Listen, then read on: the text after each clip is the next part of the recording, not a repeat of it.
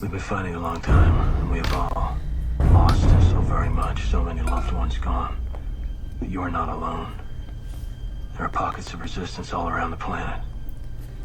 We are at the brink. You have no idea how important you are. If you're listening to this, you are the resistance. Ave Maria Stella, Dei Mater Alma, ad semper Virgo, Felix te. Welcome everybody back to another round of the Councils of the Church, the history of them with Dr. Alan Fimister, and we're tackling the big dog, the Council of Trent today. Doctor, appreciate you for coming back on and doing this. Thank you for having me. So this is a terrifying, massive, mammoth, leviathan, behemoth of a subject, and it's hard to know where to start really. But we left off last time with the Fifth Lateran Council and the Pope holding, Julius II holding a sort of, as it were, frivolous ecumenical council for the sake of getting the French off his back. And Lateran V does a few important things, but it wasn't held because they kind of did need to hold a council, but that wasn't why they held it. They held it to stop the King of France holding a council, and he wasn't trying to hold a council because he was really worried about the terrible state of the church. He was trying to do it not to scare the Pope into cooperating with his Italian policy. So nobody's motivated by the right motivations, and nobody's doing what needs to be done. And this is one of the problems with this period where, the iceberg is already beginning to enter the side of the ship basically at this point, and everyone's still, the band is playing, everyone's still dancing.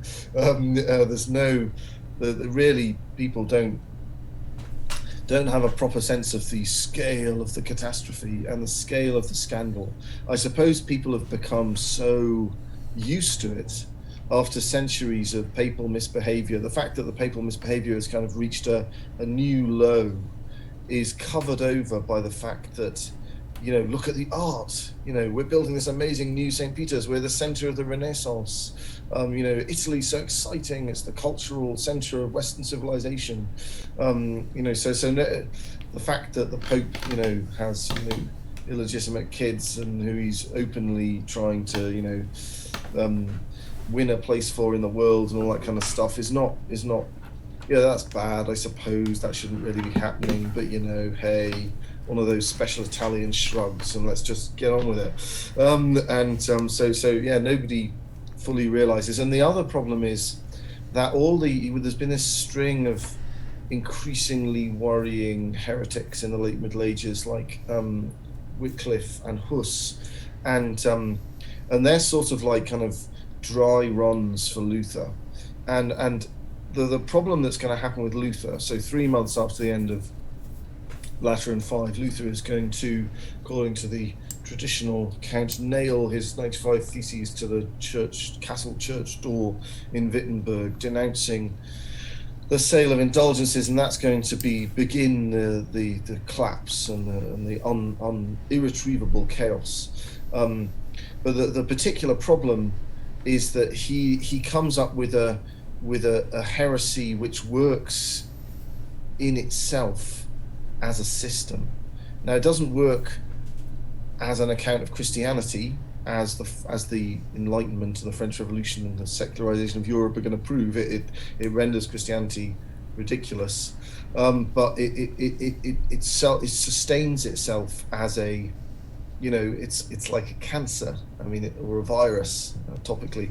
It replicates itself. It has an interior logic which makes it resistant to cure. So Luther was a member of the Augustinian friars. He was the son of a miner. His family were quite prosperous by the time he was a teenager, may have been less so when he was younger. There's some suggestion that his father was quite violent. There's a sort of psychobabble explanation of his theology, which is that Daddy used to come home and beat the hell out of him for no particular reason, and that was his view of God. So, Come here, boy! It's like, so it's like, as long as you just unquestioningly obey the arbitrary tyrant, there's a chance he won't beat the crap out of you. And the Lutheranism. But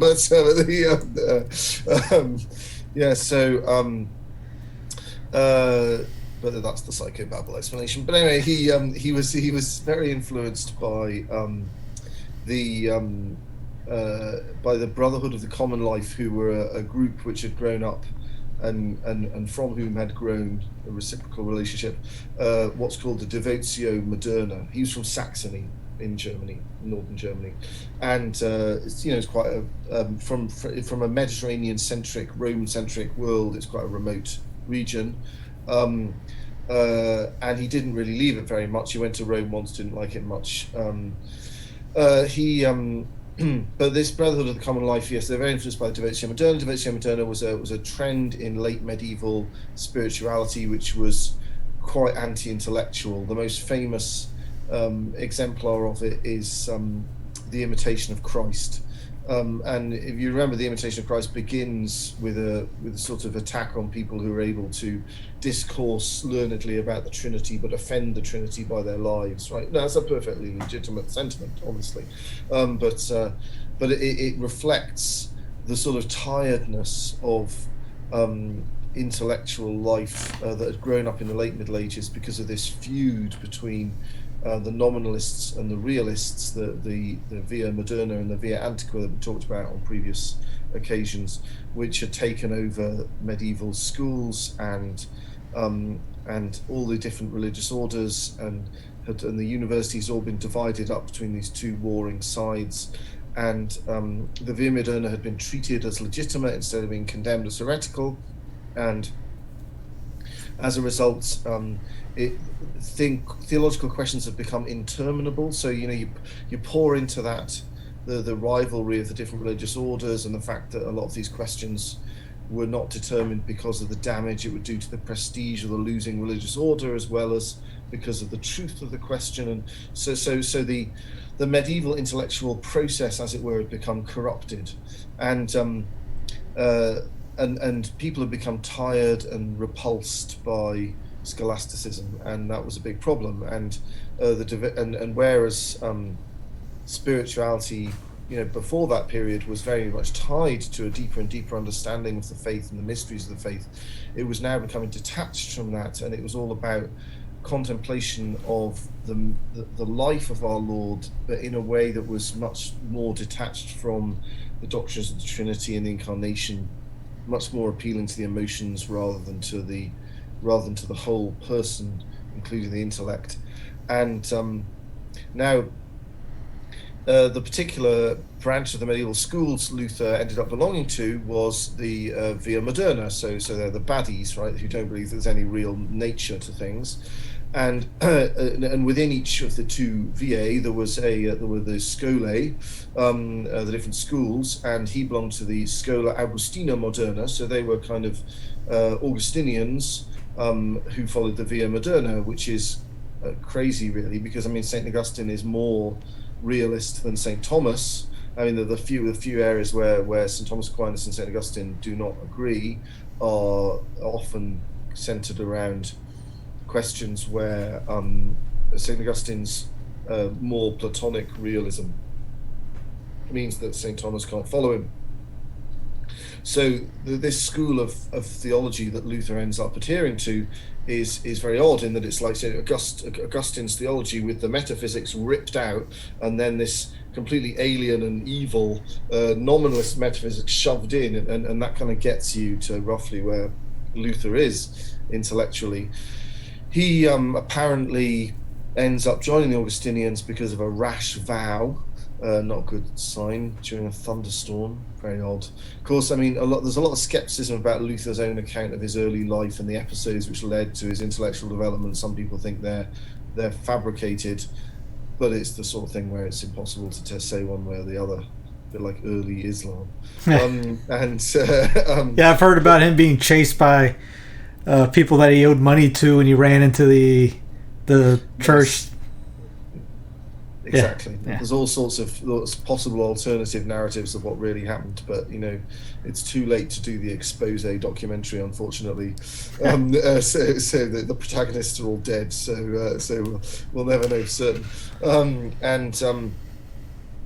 He was seen as very bright, and he was sort of rushed through his theological education, ordained mostly with philosophy and his and so his theology was also very much kind of made up by himself. But I mean, he was pretty committed to the Via Moderna. He referred to my master Occam. I always feel this overwhelming desire to go whenever I quote that line, but anyway, for some reason. So he, yes, he. Now the other thing which was very much around him and around European intellectual culture at the time was humanism, which is this phenomenon attached to the Renaissance of attempting to revive and give the greatest prestige to the elegance of one's literary capacity and one's facility with ancient languages over and above a brilliance at logic and Aristotelian philosophy, right? So this is part of the reaction against scholasticism, and it leads to a disparaging of medieval authors who try to write in kind of straightforward, easy to understand Latin instead of showy Ciceronian Latin. And there's a very interesting book actually called by James Hannam called God's Philosophers, about how, well, one of the main themes of the book is how the huge progress in late medieval science was stalled for about 150, 200 years around the Renaissance because people just stopped reading the medieval science because it was medieval and not written like Cicero had written it, and therefore it became despised. And even Galileo was kind of like sneakily reading stuff written by late medieval authors in order to get the actual stuff out of it, but not admitting to it because he didn't want to, be associated with monkish people. So yeah, not good. So there was this kind of ridiculous intellectual, literary snobbery, which was causing great harm to Western culture and was part of the kind of whole neo-pagan phenomenon of the Renaissance. But one of the key elements of that is going back to the ancient text from classical times and spurning what the medievals and even the fathers, although the fathers were less in trouble, at least on paper, what they'd done with it. So you've got this dreadful false nominalist philosophy. You've got this devotional concentration on emotion and feeling rather than on truth. And then you've got this revolt against everything that had been developed and extrapolated and debated and defined concerning the text of Scripture since the ancient world, and all of these flow together into Luther's theology. Now then, of course, we have this account again, which is disputed, part of his own account of his own spiritual development, all about how he was consumed by scruples and he was terrified he wasn't making valid confessions all the time, and he felt hugely burdened and he was going to be damned by his failure to accumulate enough works. Now, it is true that there was definitely a worrying Pelagian trend in popular devotion in the late Middle Ages, and that's not completely to be ignored as a problem. It's also true that he in fact the Via Moderna, although the logic that leads from nominalism to Luther's theology of justification is quite obvious, that wasn't the way it had gone mostly up to Luther's time. They'd mostly gone in the opposite direction, Pelagian direction, with the idea of, there's just God's will and your will, so it's kind of voluntarist universe, and God demands, X number of acts of obedience from you, otherwise you're not going to be saved. So it had been taken in a very nominal, as a very Pelagian direction, but but in fact, you could easily take it in exactly the opposite direction, which is what Luther does. So if there's no real human nature, there's no objective answer to what is a good or a bad human person. Because, I mean, according to a realist account, such as St. Thomas would give, a squelchy, brown, smelly apple is a bad apple, and a crisp, green and red a spherical apple is a good apple, and that's just objectively true given the nature of apples. And it's the same with human beings, right? Thomas More is a good human being, and Oscar Wilde is a bad human being. I'll be converted on his deathbed, but anyway, so it looks like so God, in making us just, makes us just. So according to St. Thomas's account, it's absolutely grace. Grace is primary. Salvation comes to us through faith, preached by people sent by the apostles, who were sent by Christ. But when God brings us to justice through giving us living faith and baptism, he makes us just. He infuses the sanctifying grace and the virtues into us. Now, but nominalism doesn't need any of that. You already see things going in a worryingly voluntarist direction, with Scotus denying the necessity of the cardinal virtues for salvation. Then Occam denies the necessity of any of the virtues for salvation, and this is the line of argument that Luther is following up on. So basically, if you say that there is no objective answer to what's a good or a bad human being, God just gets out of bed this morning and decides that the following list of attributes is going to make you a good human being, but tomorrow it could be a different list, then God might as well just say, I'm going to treat you as just, and he doesn't have to actually change you. So this is where the extrinsic justification thing comes in. And of course, that takes away, if we believe the traditional account of Luther's spiritual development, that takes away his scruples, because basically he's given a golden get out of jail free pass, which he doesn't have to hand in, but can keep for the rest of his life. And that's what justification is. Now you can imagine that's pretty appealing. Now, I got the golden ticket. Well, exactly, that's right. There's a golden ticket that's like tied to your wrist with a special unbreakable sort of bungee chain that can't be.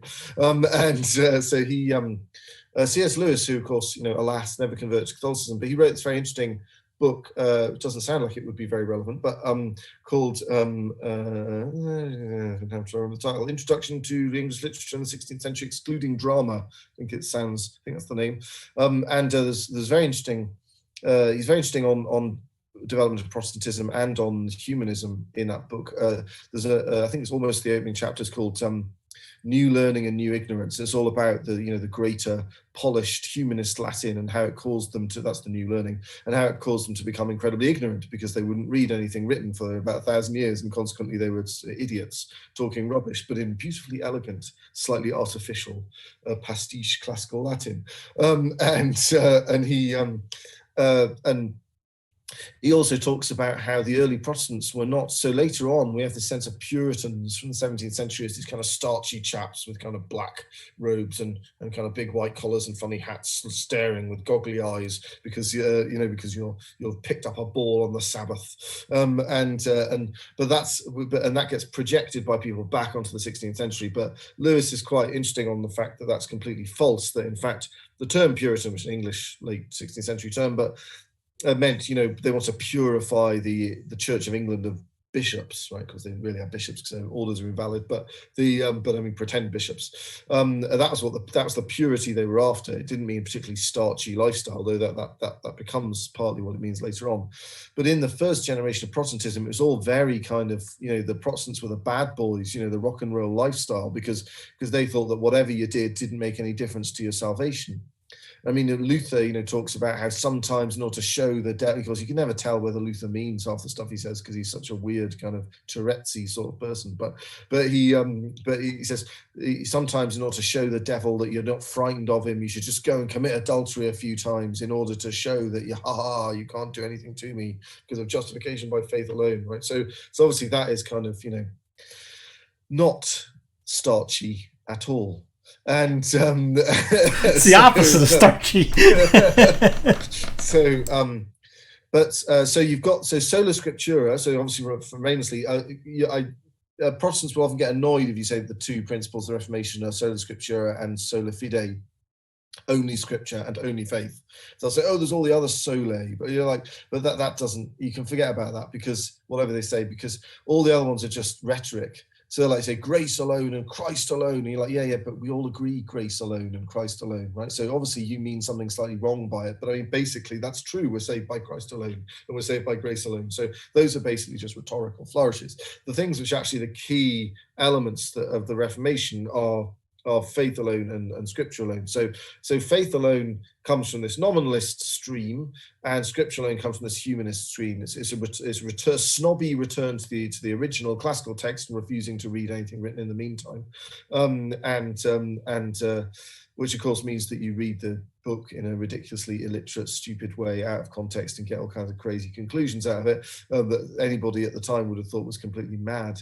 I mean, again, C.S. Lewis, oddly, he points this out about, there's a thing he does against modern biblical criticism, very good, called Fern, Seed and Elephants, worth reading, where he says, he compares the Bible to the Lord of the Rings. Actually, he says loads of people thought that the ring was a metaphor for the atomic bomb. Right, and let me tell you, I spent a lot of time in the pub with J.R. Tolkien while he's writing that book, and it's absolutely got nothing to do whatsoever with the atomic bomb.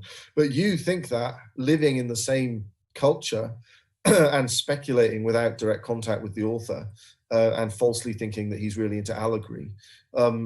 Imagine how inane and ridiculous your speculations about the meaning of what St. Mark wrote are going to be after 2,000 years, cut off from the stream of interpretations. Wow. So, I mean, yeah. And he says, but Professor Tolkien can correct you, but and he says, great line, says, St. Mark is dead. And when you meet St. Peter, you will have more pressing matters to discuss. It's a great line. Sorry. What kept him from jumping across? Come on. I think the problem was he was raised an Ulster Protestant, so it was a really big emotional thing. Ulster Protestantism is, very, it's built on the ethnic cleansing of the. Sorry, Ulster Protestants. It's built on the ethnic cleansing of the Catholic Irish population of that part of.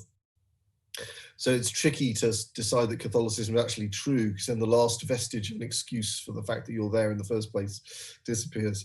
But there we are. I mean, I fortunately the English gave up on on Germanic paganism. Otherwise, we might have to believe that Germanic paganism was legitimate in order to justify having driven the Welsh out of England. But anyway, yes. Of course, Bede actually, Bede says that it's okay because the Welsh failed to evangelize the English, and God was punishing them for not having evangelized the English, and so we got to convert to Christianity and feel smug about the fact that we'd nicked somebody else's country at the same time.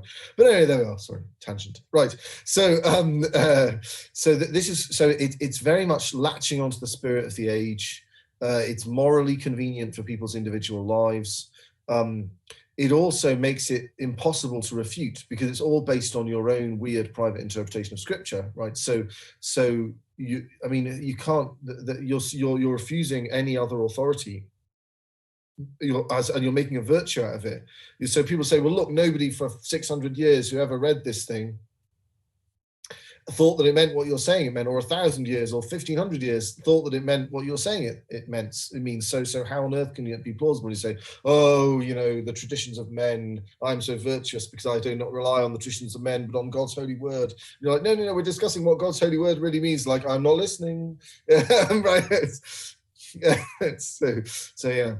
And of course, you can also, on the one hand, you're all about putting the scripture in the hands of every man, but on the other hand, you can say, how's your New Testament Greek? Because if it's not good enough, I don't even have to talk to you, even though I don't have it myself.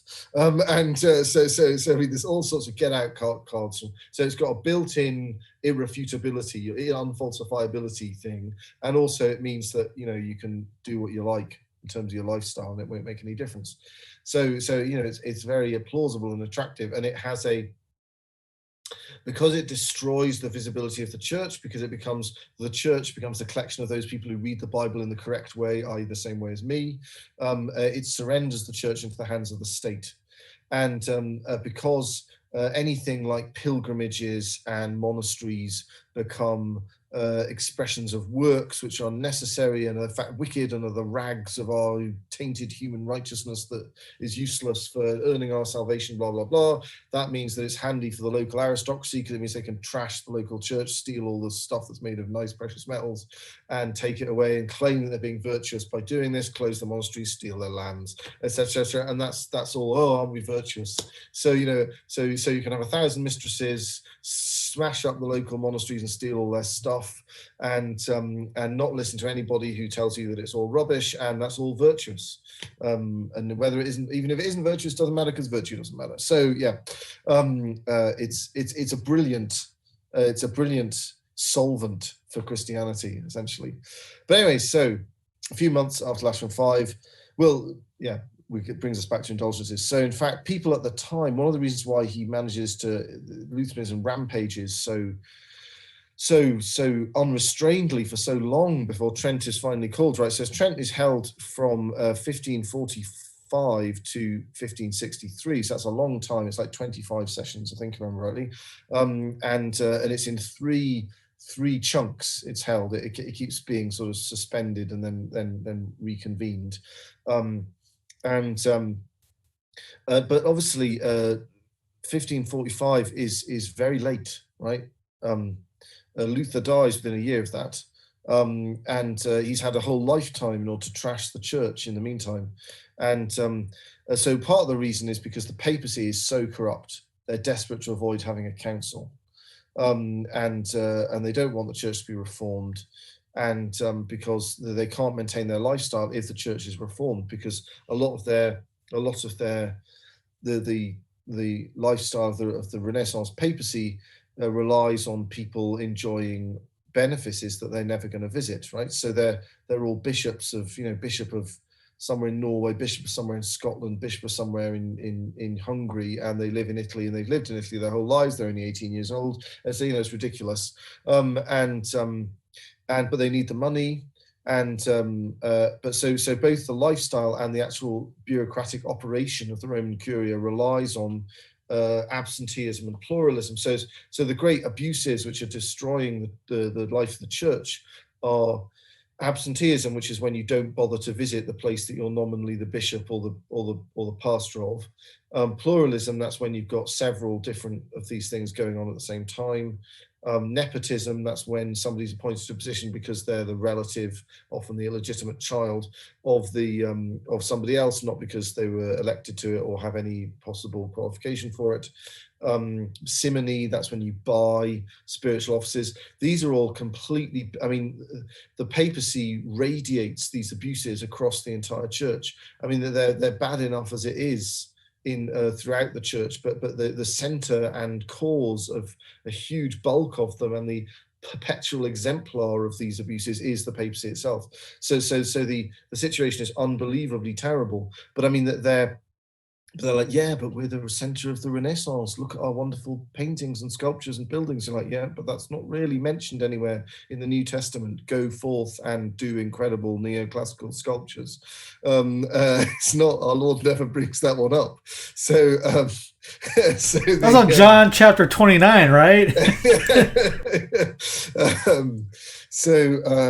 So they don't want the party to end, basically. So they've been nervous about councils because they don't want an outbreak of conciliarism again, which is okay. But the real reason, let's be frank, by this point they don't want it is because they don't want to be reformed. They don't want these abuses to be eliminated. They have no way of conceiving how their world would end. Essentially, they would become.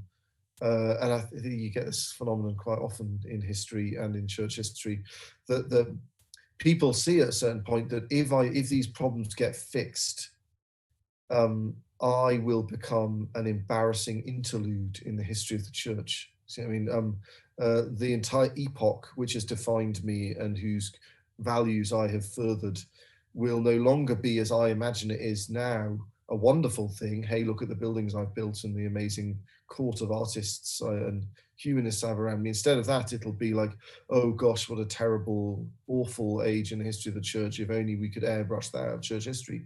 And so, yeah, it's this massive psychological, emotional, moral pressure on these popes not to do anything to fix all of these problems. And of course, they're in the habit of thinking of themselves as central Italian princes and not as the vicar of Christ, the visible leader of the church. But I conquered, an extra bit for the papal states. I am a good pope. Look, it's disaster. Anyway, so the particular circumstances of Luther's conflict in 1517 are horrendous. So basically, his patron had built up a huge collection of relics in his castle church, and he was very keen for people to come and visit them. There was no special feast day or shrine because it was a huge collection of relics of loads of different saints. So All Saints became the big day when you expected people to turn up, visit the shrine, buy stuff in the gift shop, all that kind of thing, make a donation. And so Reformation Day, which is celebrated as the day that Luther issued his 95 Theses attacking the sale of indulgences and attacking indulgences in general, is of course Halloween, the day all hell broke loose, which is the day before All Saints Day, obviously All Hallows Eve, and that's because of the fact that there was a huge row brewing about the indulgences attached to this shrine of Luther's own patron. Now, the problem was that a nearby bishop, Albert of Brandenburg, it's very confusing because there's an awful lot of Alberts of Brandenburg knocking around. But anyway, he was teenage bishop, and he already had a couple of sees in Germany, and he wanted to enjoy another one. And basically, that's absolutely forbidden unless you can get a dispensation. And if you have ways of oiling the bureaucratic wheels in Rome, you can get a dispensation. So there's this Albert fellow. He wants to become the Archbishop of Mainz, which is one of the electoral sees in Germany. So it's very, very important. It's one of the three most important sees in Germany politically. So he needs, but he's already bishop of some other places as well. And he's already got dispensations for those, which he's also already paid bribes or administrative charges to people in Rome to get away with this. So he's got a problem. He's too young to be a bishop. He's already bishop of several other places. I don't know if he's even ordained. I can't remember whether he's been ordained or not. I mean, this is very common. There's a film set in the 18th century I was watching years ago, and there's these two Protestant Hanoverian princes sitting next to each other, and they've got all these kind of bling on their outfits, and one of them says, "What's that?" pointing at one of the little things. He says, "Oh, I discovered the other day I'm the Bishop of Magdeburg," and of course he's like a Protestant layman. I mean, that's a slight exaggeration, but I mean this is the kind of horrendous phenomenon. So he's trying to get a dispensation to get this additional archdiocese, and so he thinks, well, I haven't really got the money for the dispensation, but that's okay. I'll just pledge the revenues of the archdiocese for several years into the future. They'll go back to these curial officials, and that'll pay them off for getting me the dispensation, and then I can enjoy my archdiocese. But then he discovers that the last several incumbents of the archdiocese have been doing exactly the same thing. So the revenues of the archdiocese have been pledged to pay bribes for years to come. So they wouldn't, the new bribes wouldn't come on stream for like a decade and a half or more, right? So he's, and the curial official like, no, we need our money now. I mean, we need to facilitate the bureaucratic process now. So he goes to talk to the Fugger Banking Corporation of Augsburg about getting a loan to be able to pay the bribes. And they're like, well, okay, but what are you going to put up? How are we going to know that you're going to be able to pay the loan? And but then the helpful Roman curial officials say, well, you have a problem, we have a problem. We would like to help you. We would like to help these helpful Fugger banking people.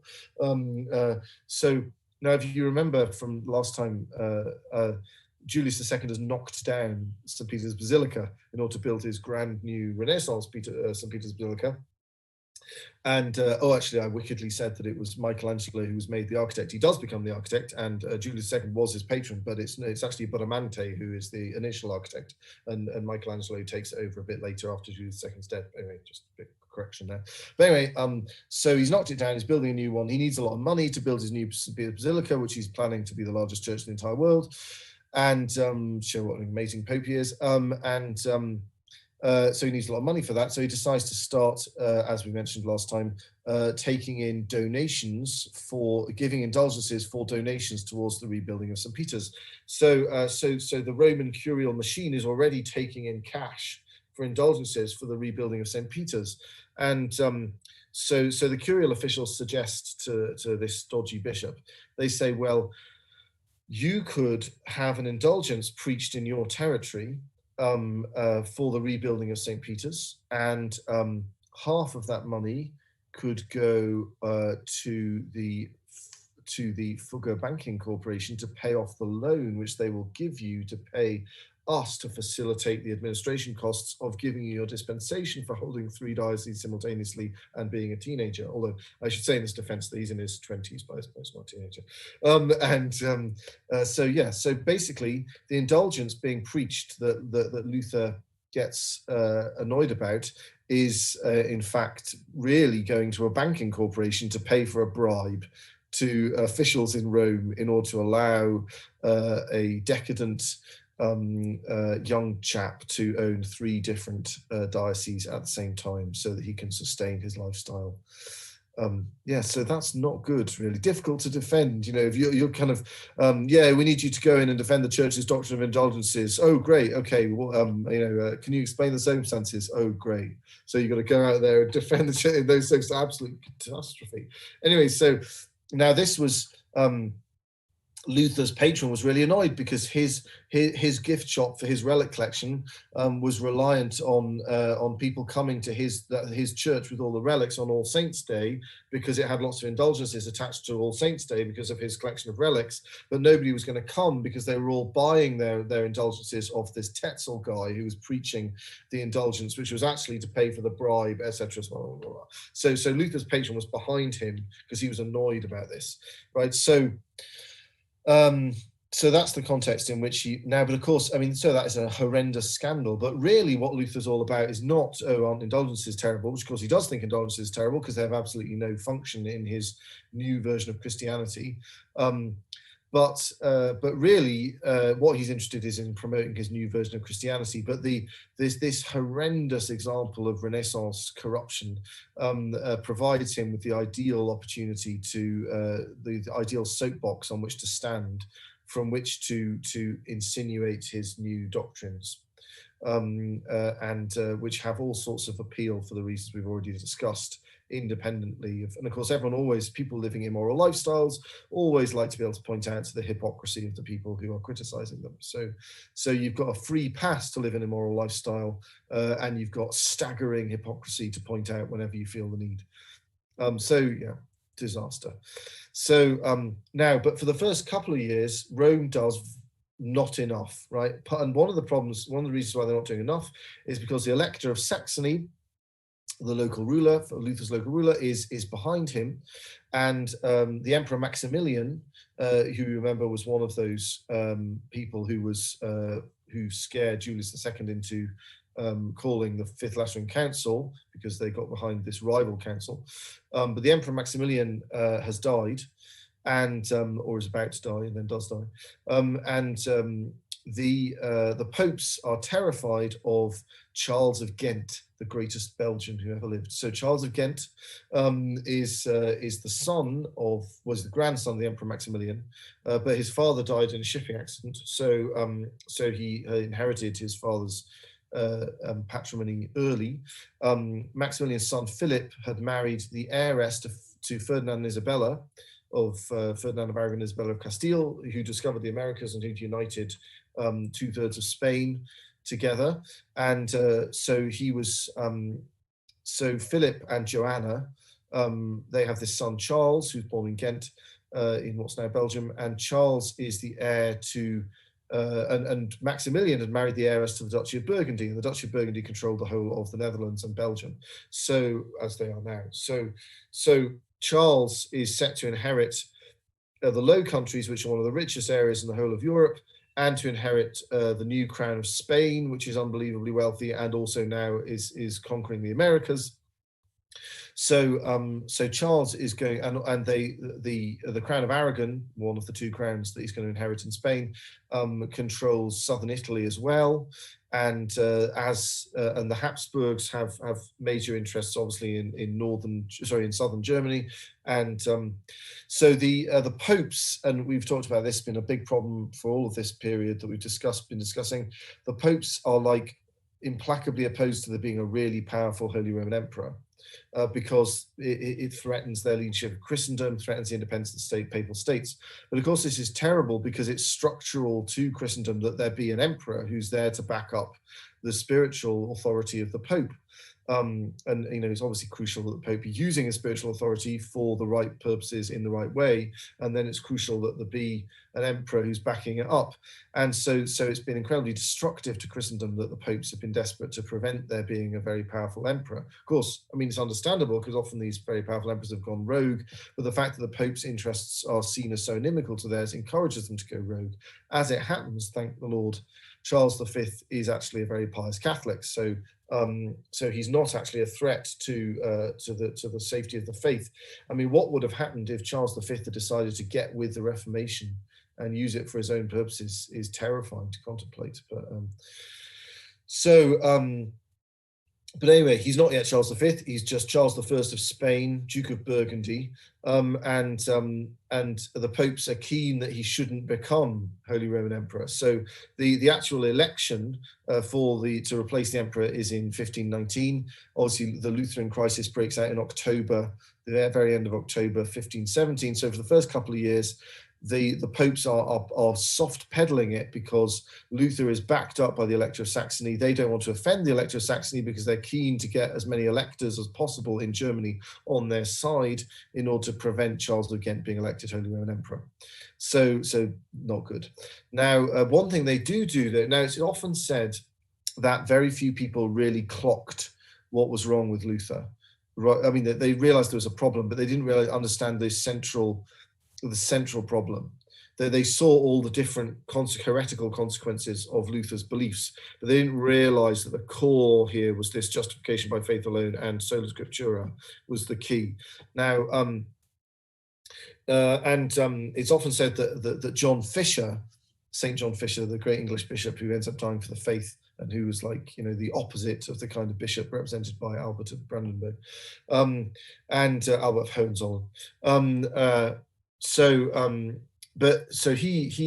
We'll get back to Fisher in a sec briefly, but in fact, Cajetan, the great Thomistic philosopher and theologian and Master General of the Dominicans, he also saw, at least on the sola fide side, he saw the core of the problem very early on as well, and he's sent up to Germany by Leo X.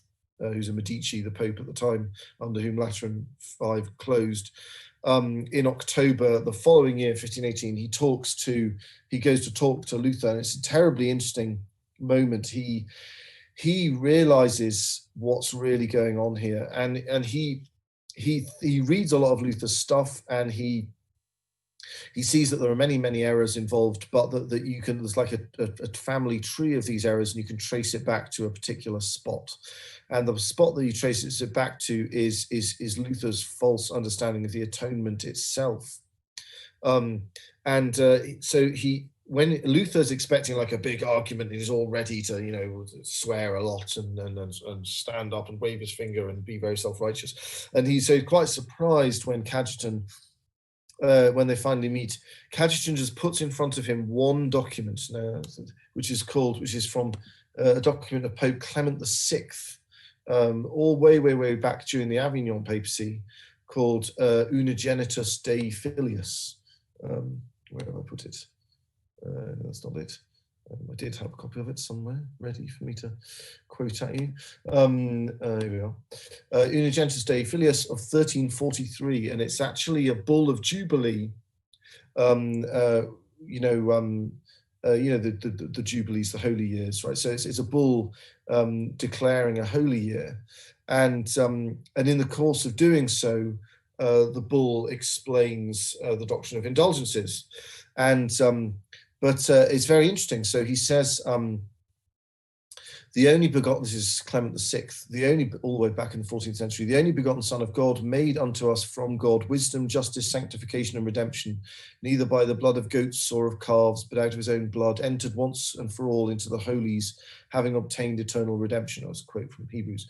For not with corruptible things like gold or silver, but with the precious blood of his very Son, as of a lamb unspotted and unstained, he has redeemed us, who innocent, immolated on the altar of the cross, is known to have poured out not a little drop of blood, which, however, on account of union with the Word, would have been sufficient for the redemption of the whole human race, but copiously as a kind of flowing stream, so that from the soles of his feet even to the top of his head no soundness was found in him.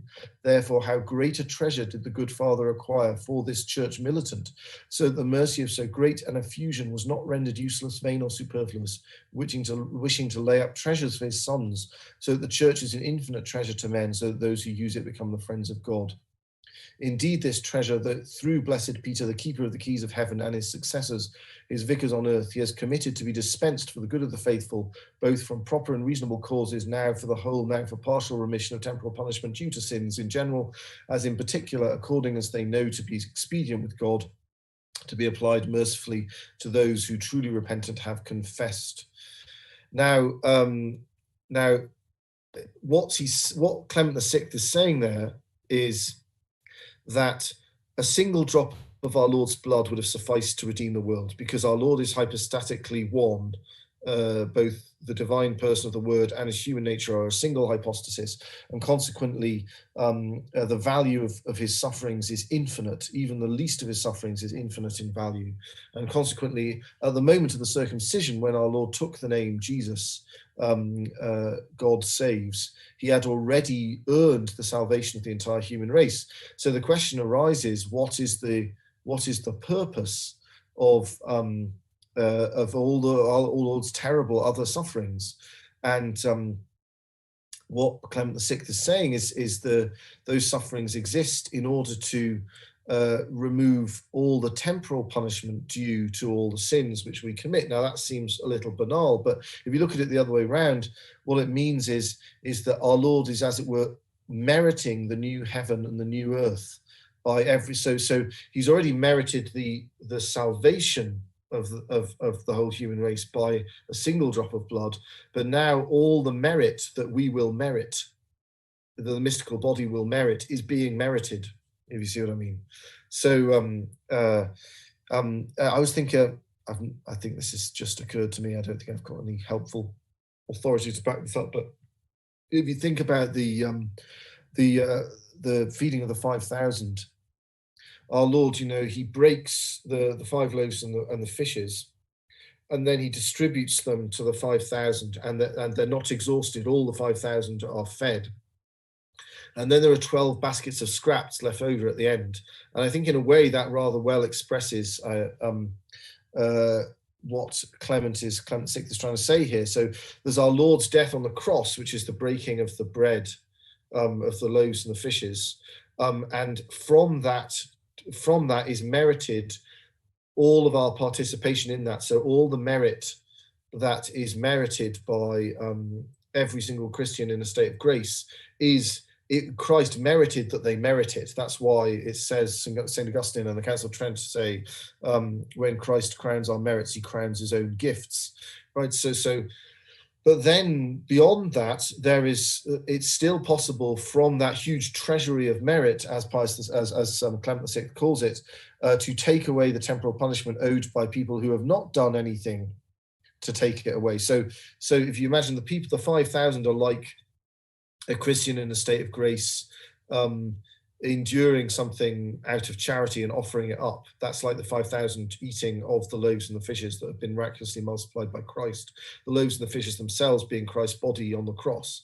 But then someone who receives an plenary indulgence for saying the rosary in public, and the temporal punishment due to their sins is taken away, and of course they have to do an act which will be meritorious, which is prescribed for the indulgence, but it's not, that's just prescribed as a condition of the indulgence. That's not what causes the temporal punishment to be taken away.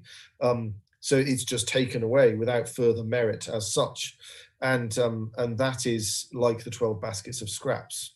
So that they're which are derived from the treasury of merits of Christ and the saints, which is the 5 loaves and the 2 fishes, and then all of the miraculous multiplication thereof. For Luther, this is completely. I mean, this destroys. If you were to accept this, it would Cajetan is very clever. It goes absolutely to the heart of his position, and it destroys the root of the root of the root. Bang, and everything else would just disappear if you were to accept that. And of course, classically the Protestant view of the atonement is very different to what Catholics believe. So for Catholics, if you do something wrong, sinful, there are 2 possible outcomes. One outcome is that something proportionate that is good is done in satisfaction to make up for the evil that was done. So satisfaction. Vicarious. Well, it's vicarious because we can't do anything proportionate, because these sins are against God, who's infinite in dignity, made us out of nothing. So they cause us to owe an infinite debt which we can't possibly pay. So Christ pays it on the cross, but he pays it on the cross because his death in charity is utterly unfitting and inappropriate, because he's the perfect one, the righteous one, and therefore it's infinitely supererogatory, and he is the infinite divine person of the Word, and therefore it is the infinite good act which is sufficient to take away the sins of all imaginable worlds, right? Whereas the alternative is that you're punished forever, right? Because it's an infinite debt that you've earned, you can't pay it off, so you don't adhere to Christ, and so it's not taken away by vicarious satisfaction, and you're punished forever as hell. So the alternative is union with the cross and Christ's vicarious satisfaction, or eternal punishment, right? But if you're a nominalist and you don't think there are objectively good and bad acts, right? That are intrinsically acceptable in the sight of God. God just chooses to decree that some acts be acceptable and some acts not be acceptable. Then the concept of vicarious satisfaction becomes intrinsically incomprehensible, incoherent.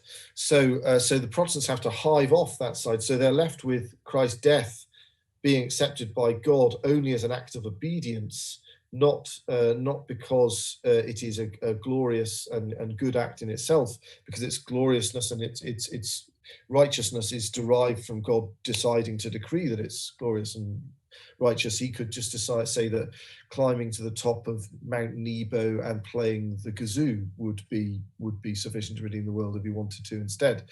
So as a consequence, instead they come up with this idea of penal substitution, that God punishes Christ for us instead of punishing us. Now, I was arguing with a Protestant friend of mine about this. I said, I mean that even on human terms, that doesn't make any sense. If the Queen were to make me a duke, and I would then try and assassinate her, she'd be very annoyed, obviously, and imagine she sentenced me to death. Now, obviously, the death penalty's been abolished in the UK, but imagine it hasn't. So she sentenced me to death. I'm waiting in prison to be executed. And imagine my sister, in the meantime, discovers that Vladimir Putin has buried a nuclear bomb under the Houses of Parliament. And she goes on an incredibly dangerous mission through Russia and is tortured and escapes and gets back and diffuses the bomb, 80s Bond movie style at the last minute, just as it's about to go off, etc. And the Queen's absolutely delighted. And she says, "What can I do for you?" And she says, "Please don't execute my brother." Right. Now, it completely makes sense, right? It's perfectly virtuous and just for the Queen to pardon me, or at least not execute me, because of the wonderful act that my sister did. Right. But if instead none of this happens, I still commit treason, I'm still sentenced to death, but my sister goes to see the Queen and says, "Please execute me instead of my brother," and the Queen would say, "Oh yeah, okay, that's fine. I just want to execute somebody. I don't care whether it's you or your brother. That's fine. As long as somebody gets executed, I'll feel that I've got it out of my system, and that'll be it." I mean, obviously that doesn't make any sense. That would make the Queen a terrible, terrible tyrant, right? It wouldn't. So I was trying to explain this to my Protestant friend, and she just said, "Oh, well, God's ways are not our ways." And I'm like, "Well, you can end any argument with that." But anyway, yes. So Cajetan has realised that in this, this few paragraphs of this document back from the 14th century are contained the true heart of what's wrong. If you can just get Luther to say, that a single drop of Christ's blood sufficed to redeem the world. Boom, the Reformation is over. So Luther's expecting a long argument about all these different subjects but instead Cajetan just puts one piece of paper in front of him and says, sign that, and you can go home a Catholic in good standing. And Luther's like, oh. So he's like, can I think about it? And he thinks about it, and his uncharitably, one might say, his vanity gets the better of him, and he decides that he's not going to sign the document. And so this moment at which it could all have been solved passes away. But it's interesting how much how much that doctrine of a single drop of Christ's blood can really get under the skin of certain baddies. Hans Urs von Balthasar gets very upset about the doctrine that a single drop of Christ's blood would be sufficient to redeem the world. It's this kind of random speculation in empty space. But yes, so the meeting with Cajetan is not ultimately successful, and Rome is, as I mentioned, soft peddling it, and so it's not until in 1519 Luther engages in a disputation with another Dominican called Eck in Leipzig, the greater city of Saxony, and also his one of his henchmen is the sort of the main event of this disputation. But the problem is the disputation is so it's more aggressive, less pastorally sensitive and subtle than what Cajetan tries to do. It's more kind of attacking Luther on all fronts for all his different errors. But Eck he wins basically because his position is into the Catholic position is in terms of traditional Catholic theology unanswerable. But unfortunately, that makes things much worse. Having had it proved that his position is incompatible with the previous decrees of councils and fathers and opinions of fathers and such like, Luther's response is to double down on sola scriptura. Now, and it's from this point that it's clear that the question is really insoluble. I mean, it's similar to the situation with the schismatic Eastern churches, is that there's a point up to which people are kind of acting in good faith and there's been some genuine misunderstanding, and you can try and give people their due and go through the argument in detail and try and be honest and fair about it, and then come up with a position which does justice to the truth, but shows that the concerns, the legitimate concerns of the ones who are erring have been taken into consideration. And that's kind of what happened at the Council of Florence with the Orthodox. But then at a certain point, if it's then rejected, then there's you can't do that a second time, as it were. There's no going back from that point. And Luther reaches that point much earlier at this disputation in Leipzig. And people don't really realize that, and a lot of the development of the Protestant crisis over the following period is tied to the fact that a lot of people naively, including the Emperor Charles V, unfortunately, think that some kind of solution, compromise, common understanding is attainable with the Protestants, whereas in fact they've built in the insolubility of the problem has been built in from the time of this disputation in Leipzig, and the rejection of the probative value of the councils and the fathers.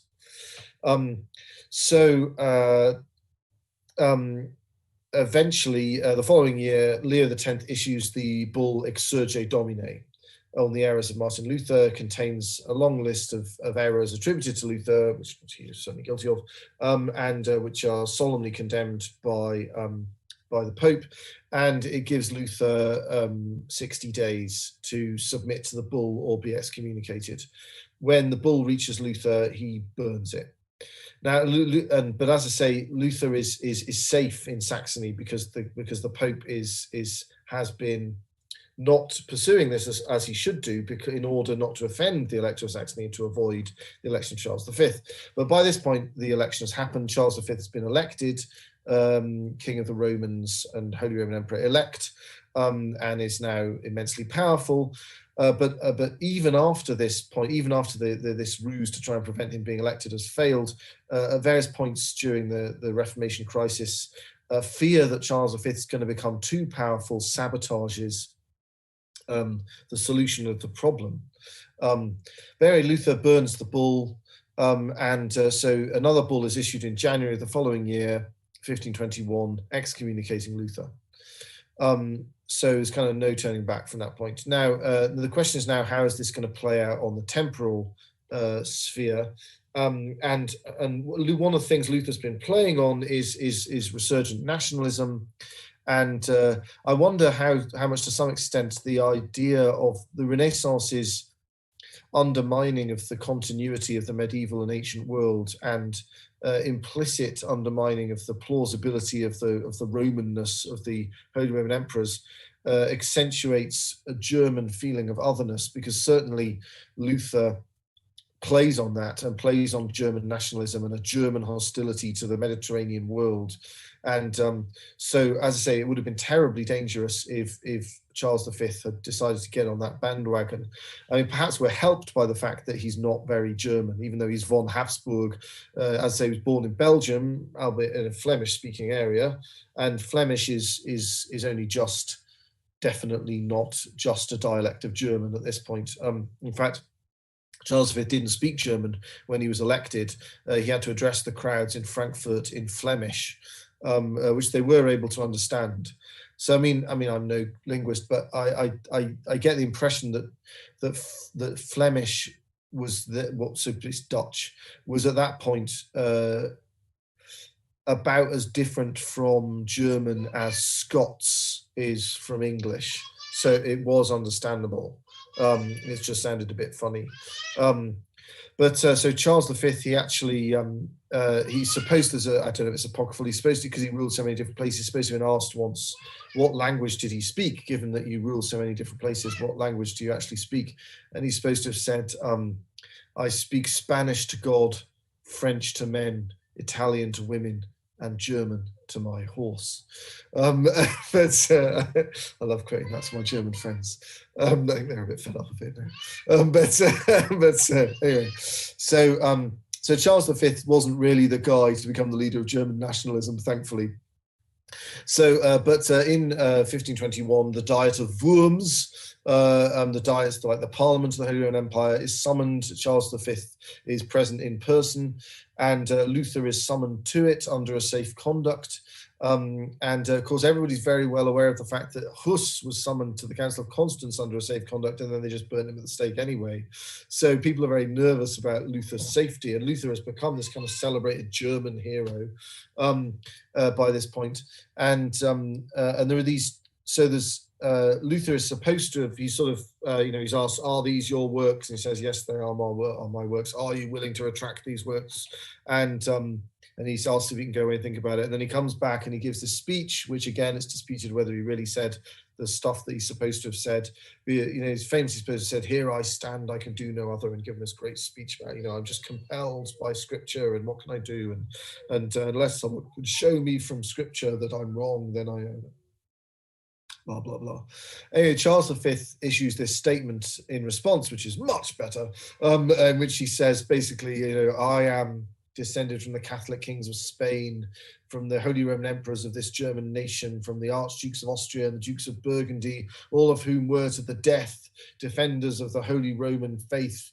It cannot be that one monk should be correct and all of Christendom should have erred for 1,000 years.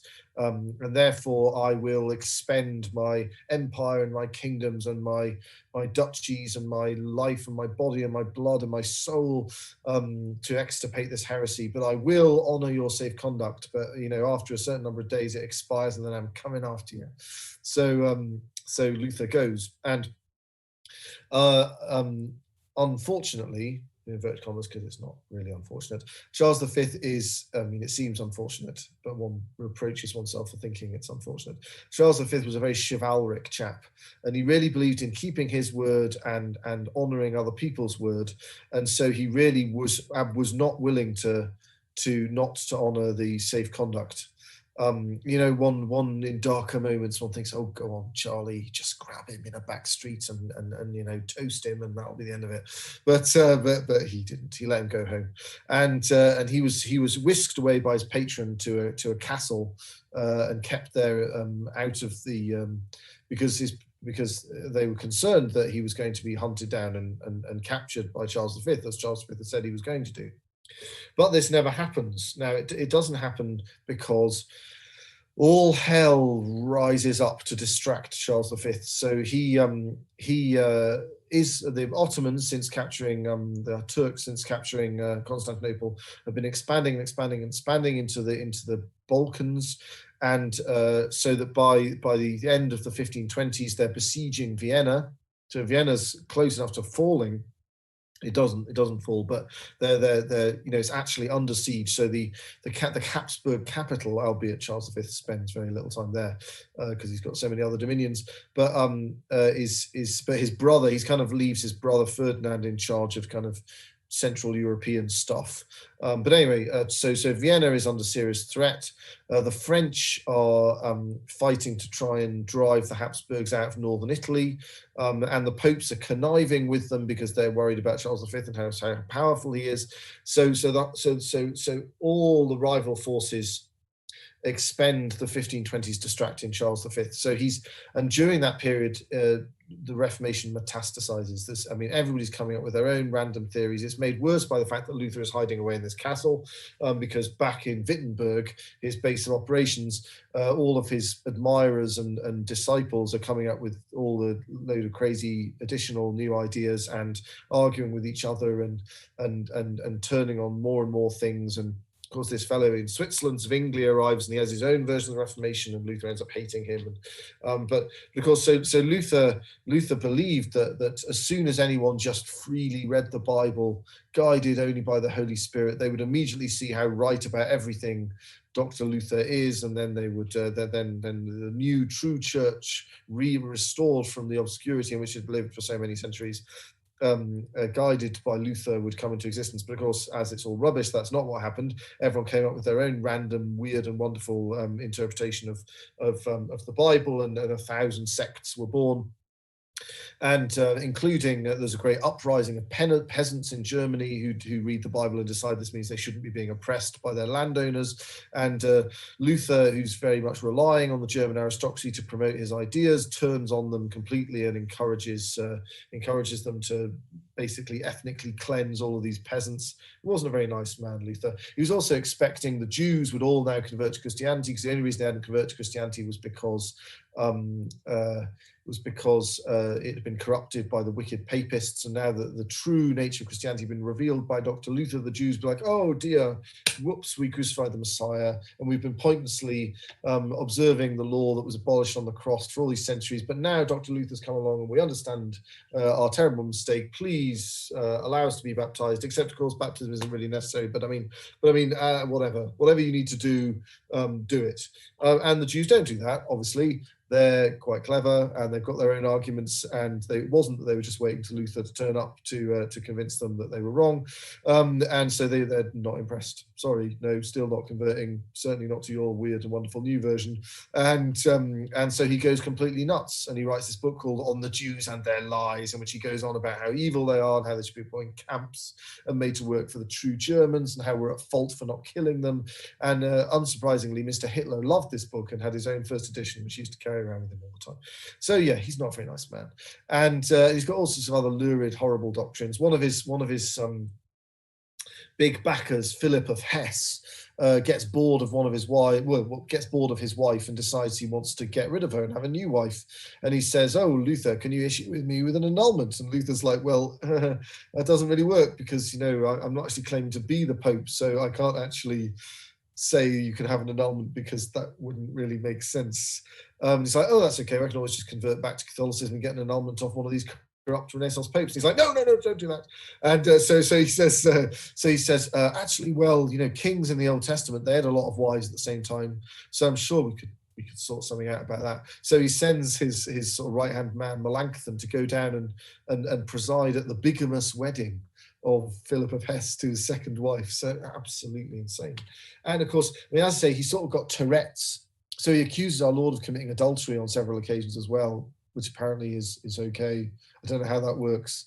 Apparently, a lot of the Protestant reformers' Christology and Trinitarian theology was absolutely terrible as well. But nobody ever gets onto that because everyone's concentrating on the things earlier down the stream from the original error, and so the fact that it issues in horrendous errors of Christology as well is not so much dealt with. I believe that Bellarmine went into a lot of detail on this subject. I know this fine Hungarian priest, Father Irvin Alaci, who did his doctoral research on Bellarmine's writings against the Christological errors of the reformers, but there hasn't been Bellarmine's work on that hasn't been published yet. I think his commentary on various parts of the Summa is sort of locked away by the Jesuits somewhere. I love Bellarmine's brings up Luther about his. Oh, he didn't commit any miracles. Oh wait, he did. When he was dead, his body stunk so much in the winter in a airtight tin can that the stench came out and they couldn't move him. Hence the only miracle of Luther. Dear. Lovely image. So it all gets completely out of control. The principle of private judgment goes wild. So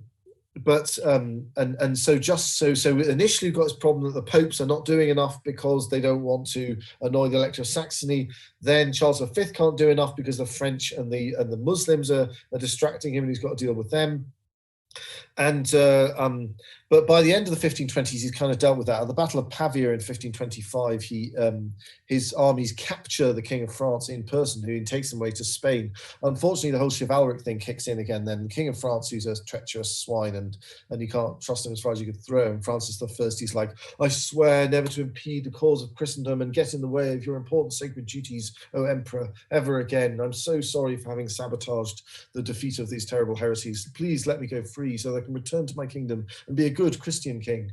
And Charles V, I give you my word as a knight and a gentleman. And Charles V's like, oh gosh, well, as a knight and a gentleman, I must accept your word. And Francis I is like, sucker. I mean, oh, thank you. Then off he goes back to France and carries on as before. In fact, in the 1530s, he actually concludes a formal alliance with that bloody Sultan, Suleiman the Magnificent, against the Habsburgs, which obtains for centuries afterwards. The Franco-Ottoman alliance. There was a famous painting of this with Suleiman and Francis both looking very smug and sort of smiling at each other.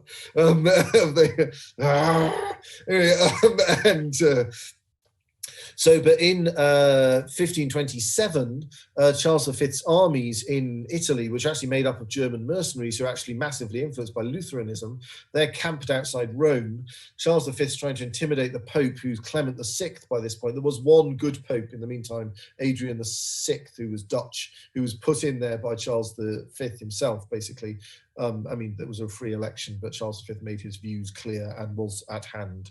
But he only reigned for a year, so nothing got done about it. And he was completely bewildered as to what on earth to do. He was the Bishop of Utrecht originally. He was surrounded by corrupt, high-living, louche, sophisticated Italians with lots of assassins and ready to hand. And he's like, no, what? So it was difficult, and he didn't manage to get anywhere, and he was succeeded by another Medici, so that was the end of any hope of reform. So this is Clement VII, who's pursuing the traditional policy of concentrating on making sure the emperor doesn't become too powerful and whatever happens to Christendom, it will just have to happen to Christendom.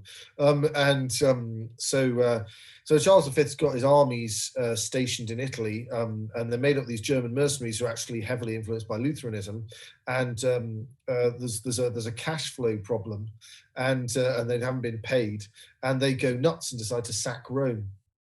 So it's, in fact, Savonarola, in one of his prophecies, predicted that this was going to happen. So Rome is horribly sacked, and terrible things happen, blasphemies and terrible profanation and rape and murder and all sorts of awful things. But I mean, I'm sure the vast majority of the victims had not deserved it, humanly speaking. But I mean, Rome as a corrupt papal court certainly deserved it. So Clement VII ends up in the power of Charles V. And but the problem is that although Charles V was all gung-ho for extirpating Lutheranism in 1521, by the time you get to the end of the 1520s, so in 1529, you've got the problem with the Muslims besieging Vienna, but they get through that. And in 1530, Charles V is crowned Holy Roman Emperor by the Pope. It's the last time it ever happens, the last time anyone is crowned Holy Roman Emperor by the Pope, Clement VII. He holds the coronation in Bologna, though, not in Rome, probably because due to the sack in 1527, he's very unpopular in Rome, so he decides it probably better not to risk difficulties with the crowds. So he has the coronation there. But by the time you get to the end of the 1520s, Charles V is so desperate about how bad things have got in Germany while he hasn't been able to deal with it, that he's really hoping for a compromise resolution, rather than just let's condemn these heretics and then crush them. And of course, because the popes are so worried about the power of the Habsburgs, they're not going to do like the same thing they did with the Albigensians, because it might have been possible if something like Trent had happened a bit earlier, and if it had gone the full Lateran IV and had said, right, that's what the true religion is, Protestantism is a heresy, we've made it clear, there's a bunch of anathemas, no doubt about that anymore.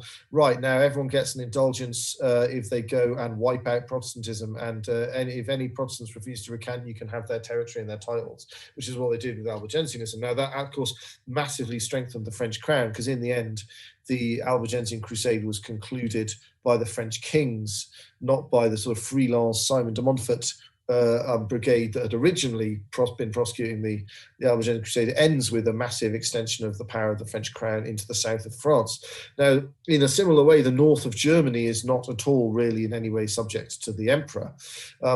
But if the popes just said, yeah, go, you get rid of Protestantism and you can keep whatever you capture, then that would have been great from a Habsburg point of view. But the popes didn't want a strong empire, and they had a much too strong empire as it was, and so they weren't going to follow that kind of line of reasoning, and that's a general problem. I mean, the Reformation persists. Protestantism exists all over the world because the popes are unwilling to unleash the Catholic forces in the way that they did against Albigensianism. Anyway, so there's various attempts to work out compromise, but the Pope, so Charles V is desperate to have an ecumenical council. Now, the Protestants, every time they said, what you said has been condemned, they say, we appeal to an ecumenical council. Now, it's forbidden to appeal to an ecumenical council over the head of the Pope, but they don't care about that because they don't believe in councils anyway, but they keep quiet about that because they want the support of the more reasonable people, and the more reasonable people are heavily influenced by conciliarism. So it's quite a standard thing, even though it's not really permitted. It's a standard thing, and it's thought to be okay by people who are influenced by conciliarism, which is an awful lot of people, to appeal to an ecumenical council over the head of the Pope. So by making this appeal, Luther and the other reformers kick the question into the long grass, because the popes don't want to have a council for the reasons we've discussed. They actually would never respect a council. So the Protestants, but they de-emphasize that. So they say want a free council in Germany, right? What they mean by a free council is a council where the Pope is not involved, where everybody accepts in advance that justification by faith alone is true, and where random Protestant reformers are given the same status as bishops, right? So of course, so what they call a free council would be an invalid ecumenical council, which would be of absolutely no use to anybody, which would declare its allegiance to the Lutheran heresy as in the first instance before it did anything else, right? So, but they don't go into detail on that. They just say a free council in Germany, and to an ordinary conciliaristly influenced a German who isn't necessarily yet a Protestant, that sounds very reasonable. A free council in Germany. We don't want a coerced council in the Lateran Palace. So a free council in Germany sounds completely reasonable. So Charles V is working for some kind of compromise because he can't see his way without unequivocal papal backing of the type I was describing. He can't see his way to a military solution to the problem after a hard line council. So he's hoping for a sort of compromisey, huggy ecumenical council, in the wrong sense of ecumenical. the popes are pretending, because they're frightened of Charles V, are pretending that they're interested in having a council, but in fact they're desperate for there not to be a council, for the reasons we've already discussed. And in fact, the term Protestantism arises because Clement VII is pretending sufficiently vigorously that he wants to have a council, even though he definitely doesn't, that people start to think there might actually be a council. And so the Protestants start to get worried that there will be a council and that it might end up being something a bit like Trent ends up being, that actually just very clearly defines Catholic doctrine. And then that's going to be bad for them. And so they start to build up conditions and get out clauses, and it's in the context of that the term Protestantism arises. And also they're worried because Charles V starts saying quite reasonably, well, I want you to stop everything that you're doing, no more trying to destroy Catholic churches and turn them into Protestant churches and close things down and enforcing your Protestant doctrines in the different areas of Germany that you managed to get in control of. If we're going to honestly have a council, we need to stop for the time being. And the Protestants are realize that no, because if there is actually a council, that's going to be bad for us. So we need to get as much territory and as many rulers turned to our side and as much land as possible, so that if there's a council and then they come after us, we've got as strong a position as we possibly can beforehand, right? So it's in that context that the term Protestant arises to describe the people who are not willing to cooperate. So in the end, in 1534, Clement VII dies, and he's succeeded by a Farnese pope, Paul III. Now, Paul III actually genuinely does want to fix the problem and does want to have a council. But I mean, he's still pretty much a sort of dodgy Renaissance pope. But he's got a illegitimate son, and he's trying to promote the illegitimate son, and he's very concerned about the interests of the Farnese family and all this kind of stuff. And but he does actually also, at least it's better than nothing, he also cares about Christendom and the state of the church and the fact that everyone's being dragged away into heresy and everything's falling to bits, right? So it's better than nothing. He actually does care about it, unlike Clement VII, who's only willing to pretend to care about it. So he starts to try and make much more genuine strides towards preparing for a council, despite a lot of curial opposition. And he brings a lot of reformers into the curia. So there have been a slow development. There has been a slow development of people who are actually genuinely interested in trying to reform the church over the previous decade or so.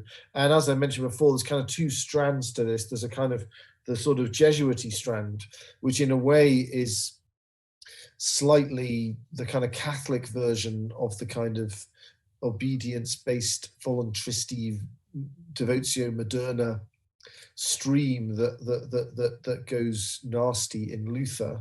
And then there's the more sort of Savonarola stream of kind of neo-medieval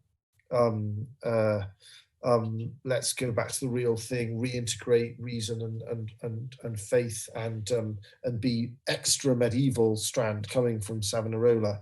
So in a way that you might, of course, the Jesuits were, Ignatius is the injury which leads to Ignatius's conversion and the change in his life actually happens in the opening skirmishes of the great endless rivalry and battle between the French kings and the Habsburgs at the beginning of the 1520s.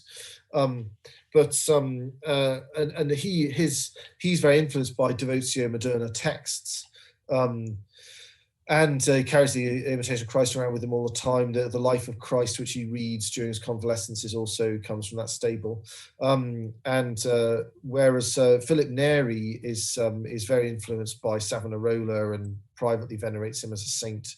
And so you've got these two different strands flowing there in what becomes the Counter-Reformation.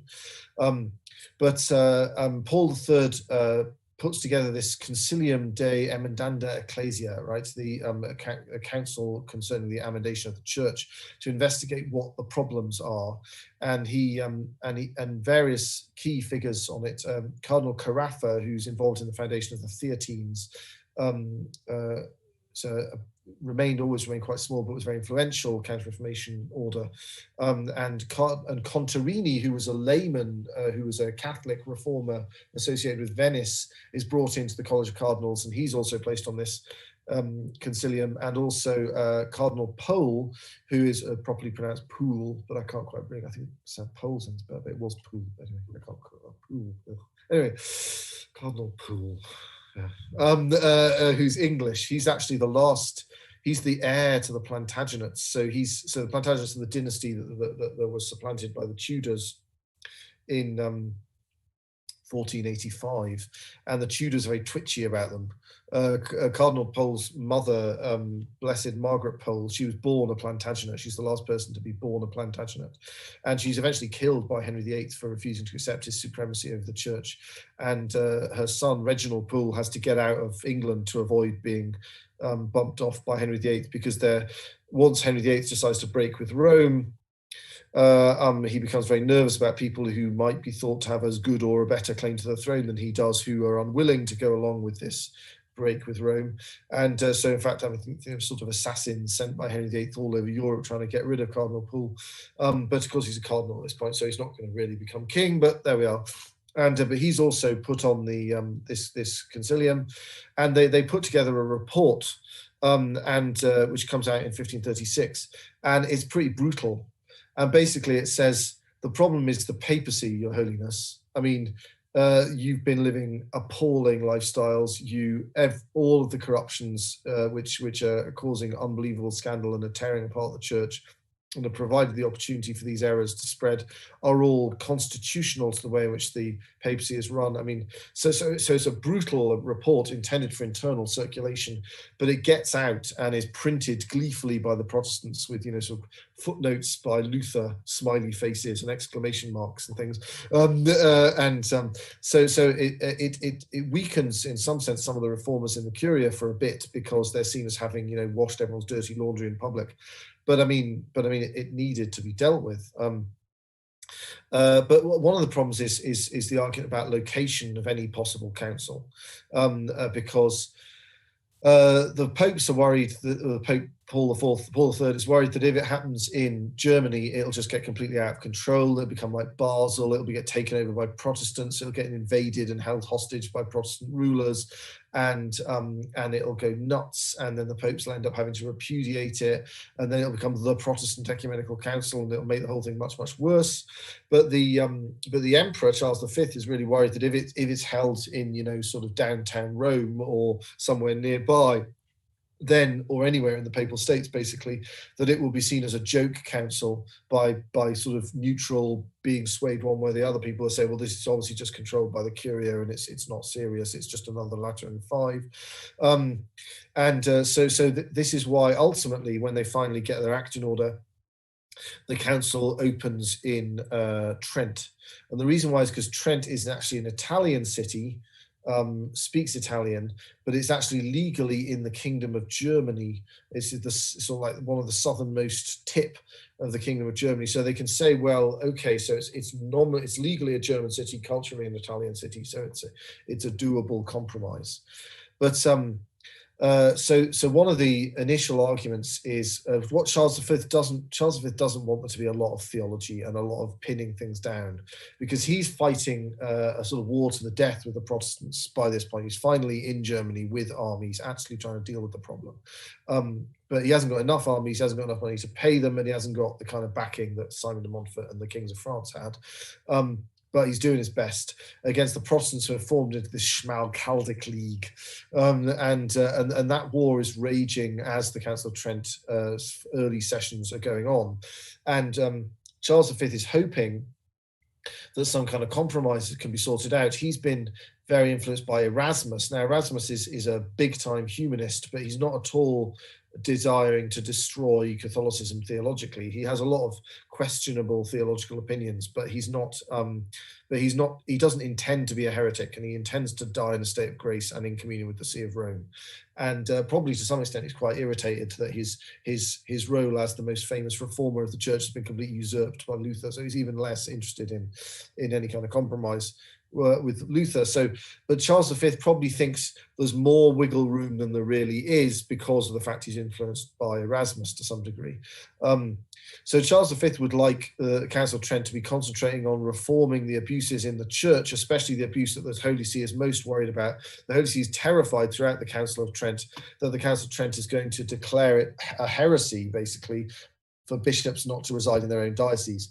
Because if they do that, then the entire dodgy curial structure will come crashing to the ground, which is entirely made up of people living off the revenues of dioceses that they've never visited in their lives and have no intention of visiting. So the Holy See is really worried that's going to happen. That's the sort of thing that Charles V would really quite like to see happen, and so he wants institutional reform of the Church, and we can leave the theology till later, and then we'll have a bunch of ecumenical theologians will work out some kind of ambiguous formula that will bring back as many Protestants in as possible, and then I'll try and deal with the rest militarily. So that's what he wants. Now, of course, the reformers, the papal reformers, largely don't want that. Cardinal Pole does want to try and give as much due to the Protestants' theological concerns as possible without straying into unorthodoxy, and he is considered suspect by Cardinal Karafa for that reason. The relations between them get very bad, but in general, the reformers, the Catholic reformers, want the true doctrine to be clearly defined. So in the end, a compromise is worked out. So each session of Trent that actually issues documents has a decree on doctrine and then a decree on reformation. So as I said earlier, the Trent is held in essentially three bursts. Partly because the military situation. Well, the first gap occurs because, having initially done rather well, the military situation goes south, literally, for Charles V, and the cardinals have to get out of Dodge, the bishops, and then there's another big gap because Cardinal Karafa becomes Pope. Now he's Cardinal Karafa is as one of these great reformers, and he thinks councils are useless. He's worried about conciliarism. He's worried about it being used as a vehicle of fudge and unhealthy doctrinal compromise. He also thinks that it ends up being a talking shop in which lots of things are declared that need to be fixed and then nothing is done about it. So he thinks, I'm just going to do it myself, and we don't need a council. So oddly, so he becomes Pope in 1555, dies in I think 1559. Where have you gone, Paul IV? So he's Pope Paul IV. He's pretty ferocious. Yes, 1559. He's the one who famously said, "Even if my father was a heretic, I would gather wood to burn him." And he's a scary man. And he sort of introduces the Index of Forbidden Books, and he really beefs up the Inquisition, which he was heavily involved with beforehand. Anyway, the Roman Inquisition, which had been sort of hadn't really existed, there hadn't been a papally directed Inquisition since the time of the Albigensian crisis, is restored by a bull called Licet ab initio, issued by Paul III in 1542, and Paul IV is very keen on promoting that. He purges Rome of all the prostitutes and the corrupt clerics, and his people often think that his pontificate was just a bit too much and a bit too crazy and was a step back for the Counter-Reformation. Whether that's true or not is a really one of these big questions that will be settled at the Last Judgment, as it were, because he wasn't keen on the Jesuits. Now, for a long time, people were kind of like, "Oh, Paul IV, well, nice guy, and he solved a lot of moral problems in the papacy, but he went a bit too far because he thought the Jesuits were a bad idea." Whereas nowadays, people are kind of like, "Oh, he thought the Jesuits were a bad idea, did he?" That's very interesting. So it's kind of people's views have shifted a little bit on that front. He famously he said to all the religious who weren't remotely following their rule or doing anything, they were just hanging around Rome having a good time, he sent out a decree saying, "Return to your religious houses and observe your rules and get out of my city." And they're like, "Oh yes, thank you, Your Holiness, how amusing." And then he sends another decree saying the same thing, "Go home to your houses or you will regret it." And they're like, "Oops, excuse me." And then So they don't take him seriously, and then to their horror, all these religious get arrested and sent off to be galley slaves for 10 years. so oh, I should have just gone home to my religious house. Oh. And so we could do with a bit of that as well. And you're supposed to have summoned in all these corrupt pluralistic bishops and said, put several sheets of paper on the table in front of him and said, look, here are all the different dioceses and benefices which you possess. Pick one, go to it, and let me never see you again. Can you see that boat with the oars sticking out of it through the window? Yes, right, thank you. So he was pretty severe, but he was so hardline and so aggressive that, he did really he tried to dissolve the Jesuits, and he summoned in the second Master General of the Jesuits, whatever they call them, and a very interesting conversation. He said, the level of authority which you give to your general is completely unacceptable. It's insane. It doesn't make any sense. Your concept of obedience is crazy. You don't celebrate the office in common like you're supposed to.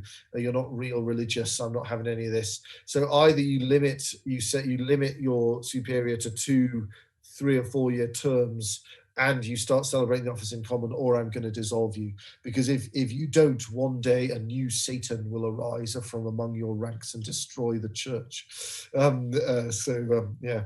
And but they got away with it. They delayed, and Cardinal Pope Paul IV died, and they were able to carry on not celebrating the office in common and having a vast concept of obedience, but which remained very controversial. But there we are. So Karafa, Paul IV leads to a kind of gap. So the three basic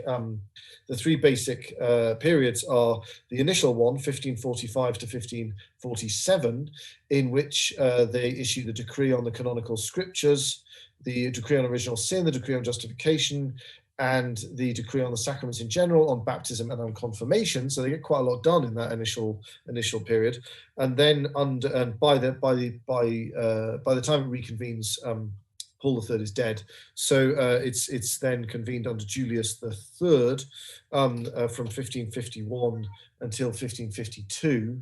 And issues the decree on the Eucharist, the decree on penance, and the decree on extreme unction. And then there's the Paul IV gap, and then it's resumed again under Pius IV from 1561 to 1563, and that they issue the decree on communion, on the sacrifice of the Mass, on orders, on matrimony, on purgatory, and on sort of the veneration of images and things like that. So, but in the early sessions, there are very, very few bishops. So it's sort of only just enough to really start a council. We were talking about low double figures, but by the last sessions, there are more than 100 bishops present at the council, and they as it were, they reaffirm their commitment to all the decrees that were issued in the opening sessions of the council. So it's very touch and go, and the national composition of the bishops is quite different at different periods, to do with the politics and what the relations are between the French and the Habsburgs and all that kind of thing at different times. But by the time they reach the end of the council, they really begun to realize that there's something quite dramatic and seismic is happening here, and that they really have done something amazing. And that because in terms of the volume of dogmatically defined texts of dogmas that have been produced, Trent is probably unparalleled. There are lots of anathematizing canons issued by Vatican I, but nevertheless, Trent is a huge chunk of everything that's ever been defined in the most solemn way with the highest censures in the history of the Church. And there are a lot of, it's very theologically dense, all the different questions which arise over what is precisely to say of original sin. One of the problems which comes later is that they don't ever fully decide what to say about predestination, and that is never properly sorted out. It ends up leading to a huge row between the traditional religious orders and the Jesuits at the end of the century, which is never properly resolved. And many of the problems in the church that have occurred since then came from the fact that it was never properly resolved, this question. They also they're thinking about dealing with the reformation of the princes, about what to do about politics, and in the end that gets dropped because they don't want to offend the princes, and it's sort of a quid pro quo, because the popes, as it were, in exchange for it not being solemnly defined that it's a contrary to divine law for a bishop not to be present in his diocese, they drop the reformation of the princes, and that's going to cause a lot of problems as well. How many problems it's going to cause later on is not that clear at the time, because how weak the papacy is going to become relative to Catholic monarchs is not yet obvious. At the end of Trent, it looks as if things might go the other way entirely. Of course, the great instruments which carry on the work of Trent, there's of course the seminary, the idea of having a special training college for priests, that becomes terribly important. Immediately after the council closes, Pius IV issues the Tridentine Profession of Faith, which is together with the Oath Against Modernism, is the last creed to have been issued by the extraordinary magisterium. So in fact, I mean, some of the problems in the church now come from the fact that people should be being required to subscribe to the Tridentine Profession of Faith and the Oath Against Modernism, which are the last two creedal statements issued by the highest acts of the magisterium, but that they have been set aside. I mean, they can't be set aside because they're irreformable, but I mean, they've been, for administrative purposes, they've been set aside for half a century or more at this point, and that's one of the big problems. Immediately after Trent, the Creed of Pius IV is very helpful in getting rid of problematic people who are unclear whether they're Protestants or not, because there's now a piece of paper which synthesizes everything that's been defined by Trent, which you can just slam in front of someone and say, sign that. Right, no, you're not signing it, get out. You've got 30 days and then we're coming for you. So that manages to, clearly separate the wheat from the chaff. The Catechism of Trent, which Charles Borromeo is heavily involved in, is terribly important in giving, is sort of helping to restore doctrinal order. There's a kind of a reference point to which people can go in a way that's in a less fulsome way. The Catechism of John Paul II managed to bring things back from the brink of the chaos that they had reached in the early 1990s. Unfortunately, that hasn't persisted, but anyway, the breviary is reissued. Saint Pius V is not a pope during the council, but he immediately follows on from the council, and so much of the work is that was asked to be done by the council is done by Pius V. So he issues a new version of the breviary. And of course, famously in 1570, a new version of the Missal. But what these are just purifications. In the course of the sort of neo-pagan period of the Renaissance, lots of nonsense had got into those two texts. Comparisons of Our Lady with Greek goddesses, and references to God the Father as Zeus, and all this kind of comparisons of Christ with Apollo, and so I mean, really terrible stuff. So that's all purged out by Pius V, So that's tremendously important. Of course, he's not attempting to innovate at all. So all he's doing is restoring the Roman Rite to how it was before these various Renaissance elements got in there. And he says that if anyone can prove that their usage of the Roman Rite is at least 200 years old as of 1570 in continuous use, then you don't have to use the 1570 Missal. You can use your version of the Roman Rite instead. So it's very much a conservative restoration of the Missal. The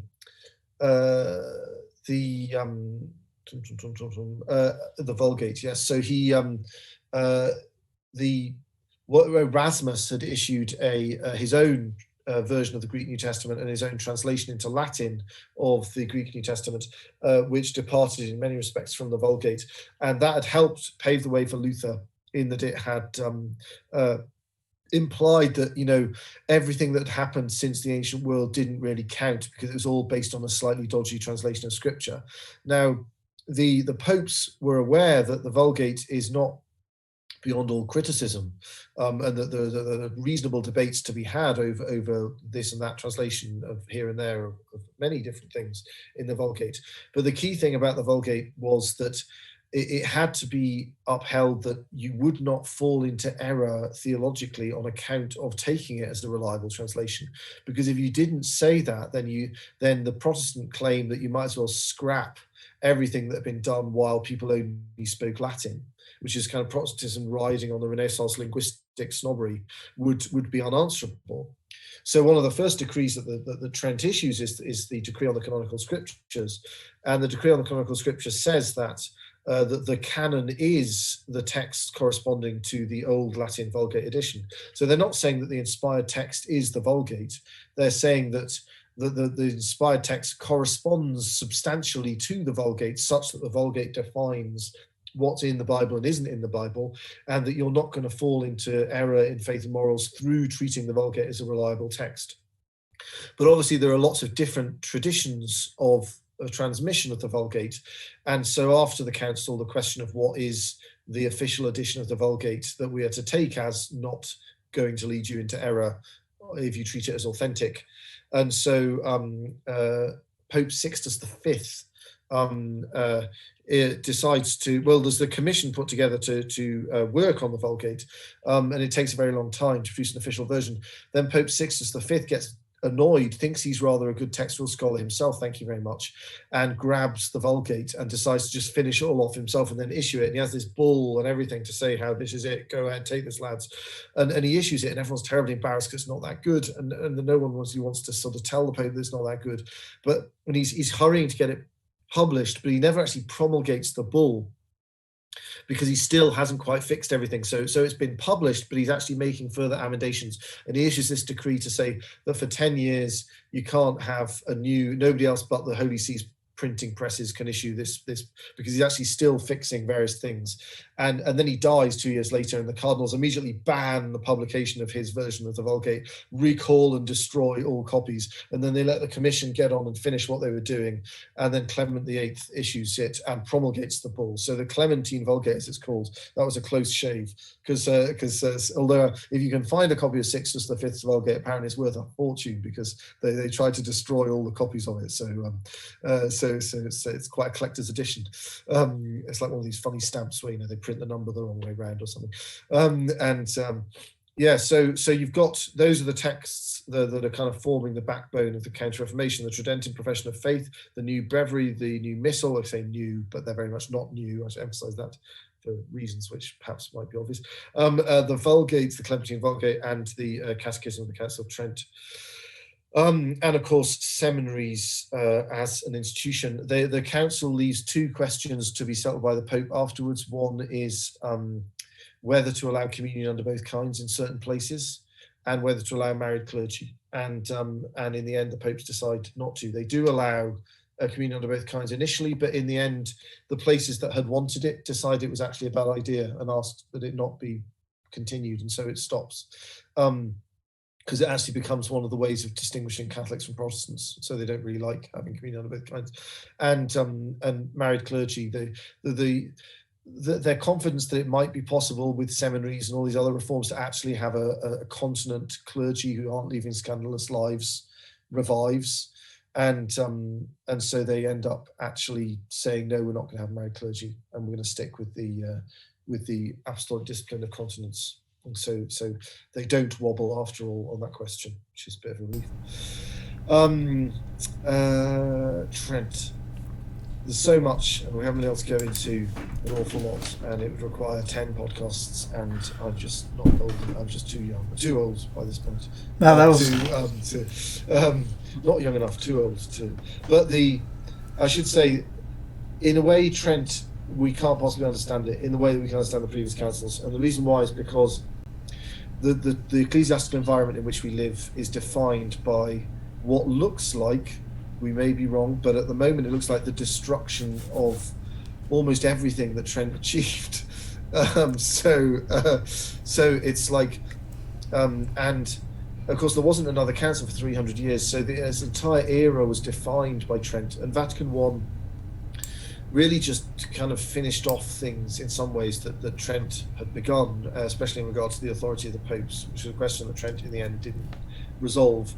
And so, people correctly say that in many ways the Tridentine era continues on up until the 1960s, and then what happens in the 60s is so much seen as a revolt against Trent that and it seems in so many ways that the world that Trent created, which in so many ways saved the church from total destruction, has now been laid waste. That it's kind of like, it's really hard in the middle of that crisis to look at Trent in an objective way and come up with some sort of uncontroversial answer to what its ultimate significance is for the history of the church.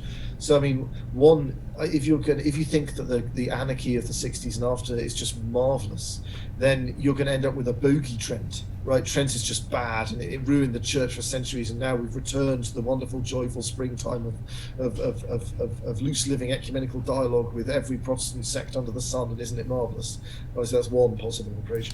The other is to see Trent as just golden, and everything was wonderful as a result of Trent, and then homosexual communist Freemasons infiltrated the church in late 1958 and wrecked everything in a single instance, and has destroyed this dream, and all we need to do is go back to early 1958 and everything will be wonderful. So the 50s and Trent end up as the standard of comparison for absolutely everything. And then the sort of third possibility is the sort of tragic Shakespearean tragedy account of Trent, which is that the things that it didn't deal with and it didn't resolve are the kind of the little flaws in the incredible achievement, which after hundreds and hundreds of years of being chipped away at by sinister forces are able to explode into the problems which have now engulfed the faithful. And of course, obviously, from the way I phrased that, I err towards the third possibility, but I do have the scintilla of humility to see that when you're in the middle of the battle, it's very hard to look down and see exactly which regiments should be where, and which hills should be being defended and which ones should be being surrendered.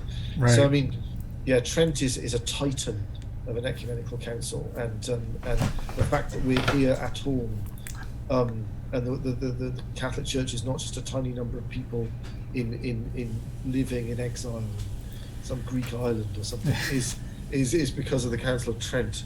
Okay. But what allowed its work to be subtly undermined, and all the many difficulties which subsequently arose to occur, I mean, starting from the mid 17th century, is in a way the question of our own time, and so is hard to definitively resolve. Well, Doc, dude, that was great. Appreciate it. And I'll include some books underneath in the description section, like the Council, the Canon Decrees of Trent, the Catechism, the Roman Catechism, and Facts About Luther. That's a great book. People can get have a weekend read over that one. But hey, Doc, appreciate it as always, and we'll see you next time for Vatican I.